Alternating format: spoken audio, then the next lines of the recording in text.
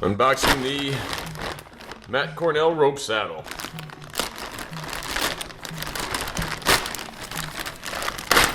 Oh, yeah.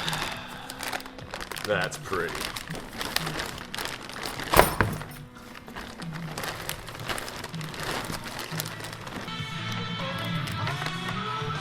Hey, they make it simple with pretty pictures. Good evening, humans. Today, in collaboration with treestuff.com, I am very proud to do an unboxing, overview, and first impression of the Matt Cornell Rope Saddle. I already did the unboxing, but let's take a little closer look at what we get in the accessory kit. Alright, we get an inspection log, the directions, one additional replacement bridge, 10 feet of bungee accessory cord, 10 feet of shock cord, 4 feet of clear plastic tubing to put around the accessory cords that we add to the saddle to protect them and to make them stiffer to keep their shape, and 3 accessory rings. If you're unfamiliar with the story, this saddle was designed by Matt Cornell himself. He was a little unhappy with the offerings of the market, took it upon himself to go ahead and design his own. Just have numerous.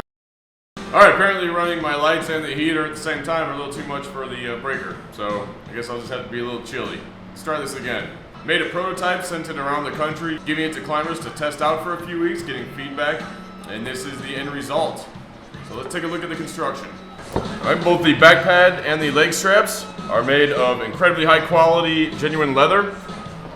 Meshed in with the leather is a layer of Swedish memory foam, and on the inside is high quality industrial belting material. You can see there is stitching, which creates channels to allow sweat to run down and air to go in for cooling. The stitching is all incredibly thick and strong, and you can also see here where there are rivets on the webbing. There are additional pieces of leather on top of the webbing to give you more durability in the saddle itself. The waist adjustment is the riveted whole belt type for easy adjustment. So depending on the weather and how many layers you have on, you can cinch it down or loosen it up as needed. One of the main draws of this saddle is its adjustability through the use of the ropes. You can see here we have anchor hitches tying in all of the connection points on the load-bearing members, and all of these are adjustable. So your bridge can be adjusted, your leg straps can be adjusted, how high, how low they sit, how tight they're on your legs. The side rings can be adjusted depending on where you like them. If you like them further out, you can do that or move them in. All of the load-bearing ropes on here, both the green and the gray on the leg straps and gray on the back, are 11mm Kern mantle max. They are static and they are core bearing. So the outer strands are actually simply for protection and abrasion resistance. Your load bearing is going to be the core. Gives you an added degree of safety in the saddle. All of the rings on the saddle are climbing technology rated rings, so minimum 5,400 pound braking strength on all of them. And because they are rings, you can't cross load them. On the back here, you have adjustment on the leg pads through this red bungee, so you can bring the leg pads up or down depending on your preference. Suspender loops in the front and back, and assorted gear loops throughout the unit. In addition, it came with the shock cord and bungee cord, so you can add your own. That's one of the big things about it, is you adjust it to your desired wants and needs. So you can create your own accessory loops all over the saddle, however you want to do it. One of the things I hear most often about the saddle is that it's expensive. And it is. Right at $500, same price as the Tree Motion. The price really shows when you look at the quality of the components, though. They are nothing but the best, including the leather, the ropes, the rings. And that cost really offsets over time, which is one of the main selling points of the saddle. If you're a climber, you often get, a few years out of your saddle, and then you got to replace it with another saddle. The back pad and the legs on the saddle are incredibly overbuilt and well built. With that, what you can do is you get rebuild kits. So a rebuild kit comes with all of your rings, all of your ropes, and you actually replace all of the load-bearing members of the saddle. What that does is allows you to use the back and leg pads for what they're saying is up to 20 years. And instead of replacing your saddle, you simply replace the load-bearing components and you rebuild it. The price of the kit is $199. Another really nice feature of the saddle, though, is in the back of your inspection log, you can actually send in to your retailer the components that come on the inspection kit, your old ones, and they'll take 15% off of a new rebuild kit shipped to you. Or what you can do is you can send in the entire saddle. What they'll do is they'll take 25% off the cost of the rebuild kit, and they'll rebuild it for you. So in the winter time, like right now, it's freezing outside. I'm not really doing much climbing. You can take your saddle, send it in to them, and you get 50 bucks off, and you get it professionally rebuilt, which is a pretty damn good deal. When you look at the cost of that over time, you're actually going to be saving quite a bit of money versus running with another saddle, which you would just have to replace the entire saddle. For a first impression, this thing looks just amazing. The quality of the build and the components is really unrivaled. Pretty impressive, to be quite honest. It's a little bit intimidating. I would definitely not recommend this for a beginner. I myself am pretty green. A little daunting going through all of the adjustments that you need to do to really fit it to yourself. But from what I've read and from what I've heard, once you get it fitted properly, the thing is just amazing. With the range of motion you get, with the side rings that can pivot, and the leg rings that can pivot, it is really just, from what I understand, the most comfortable saddle there is.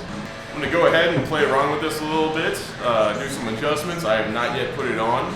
Really looking forward to it. But I set my single rope up on the rafters. So I'm going to do some hanging.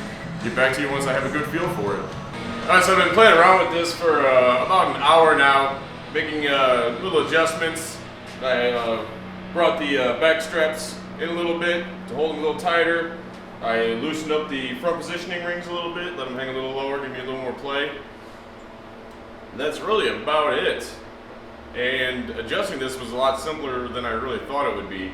And the manual says, best to do it with a friend. That way you can, hang, get a feel for it, have them adjust in the back, and then do the same, repeat it until you get comfortable. But even without somebody here, I was able to pretty much just get it all by myself really easily. One of the first things I noticed when I started hanging in this, I just got a Under Armour base layer on here. I was thinking there would be some spots in the leather that would kind of dig and maybe scratch, but anywhere where there would be skin contact, they took the belting material on the inside, they rolled it over, and then sewed it in again underneath the leather. So it's all real smooth. Anywhere where there would be skin contact, you don't even feel it. That's just super sharp, really nice touch there. I've been climbing for all summer in a pencil sequoia, which is by no means a bad saddle. And honestly, I didn't think this would be much of an upgrade, but I was pleasantly surprised. It is quite a bit more comfy. I was skeptical coming from leg straps that buckle in and stay tight around your thigh, coming to a more open style that kind of hangs loose. And again, pleasantly surprised. It's actually really awesome. One of the things I particularly like about that open style leg is, if you're, right away you can see I'm just sitting here and the balance is perfect. If you've watched some of my other videos, like my crane videos, anytime I'm being lifted into the crane, I usually have a hand on my rope, kind of holding myself up. The center of gravity in my sequoia wasn't quite exact, so I was usually holding myself and bracing myself. With this, I'm not using any muscles right now, and if you're going to be hanging for a while, what I really like about the open leg style is, I can just kind of slide these down a little bit. It's almost like I'm in an easy chair. I mean, this is just ridiculously nice, so comfy. And then when you're ready to get back to work, you just pop them on up, and you're good to go again. Side to side motion, as I had seen in other videos, but really hadn't experienced until I tried it on. It's insane. With the motion you get from the center attachment points, you can see I need to do a little adjustment still, even with it not quite symmetrical, still really nice. But here, going from side to side, and even in this position, I'm just hanging here, not using much muscle at all.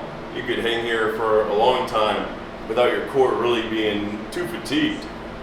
I've got minimal intercostal play holding my body up right now. Having that really wide back belt is pretty nice. I can just sit here swinging.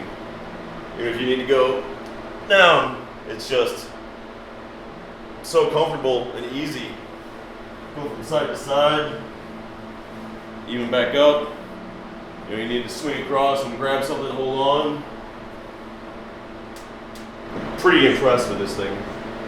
Actually, I'm very impressed with this thing. So I'm gonna go ahead and put a lanyard on and see how it does with that. Make a few more minor adjustments, maybe either tighten this side up or lengthen this side just a little bit to make them more symmetrical.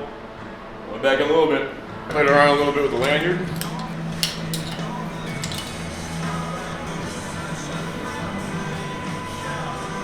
Pretty much standard fare. What is nice though is, again, with these rings instead of these, anytime you're motioning from side to side, they really pivot out and give you good positioning.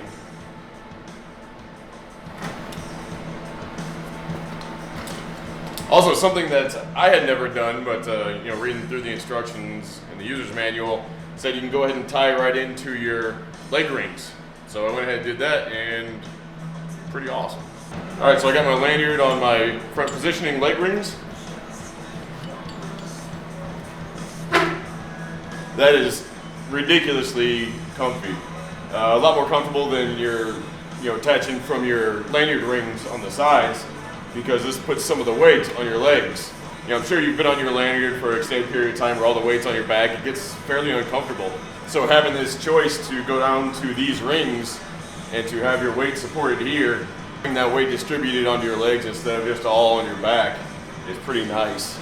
This is pretty much just almost like a really long bridge, putting the weight on the same spot as your bridge would. Definitely going to be playing around with that, experimenting a little bit. Then I'm going to go ahead and take some time and customize it. I'll be back in a little bit. Alright, so I got my first iteration accessory set up. I'm sure it'll change once I start climbing and learn what I like and don't like. Got my handsaw right here. I'll be putting my chainsaw right here. Haven't put it on yet. I'm going to do a video on the recoil lanyard probably tomorrow, as well as the radius ring. I went ahead and put that on since I'll be doing a video on it probably tomorrow. Have accessory loop here. Of course, the DMM vault.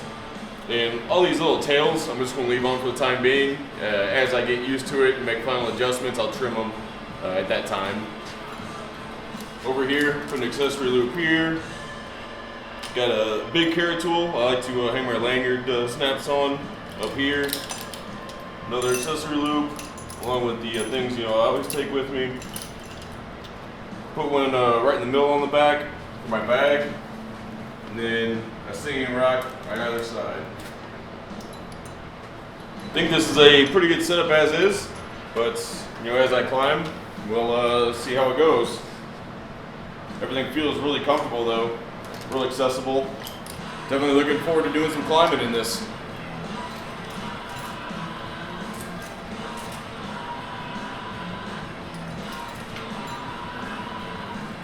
Yeah, this thing's damn nice. Look in the description for a link to the Matt Cornell Rope Saddle product page on treestuff.com.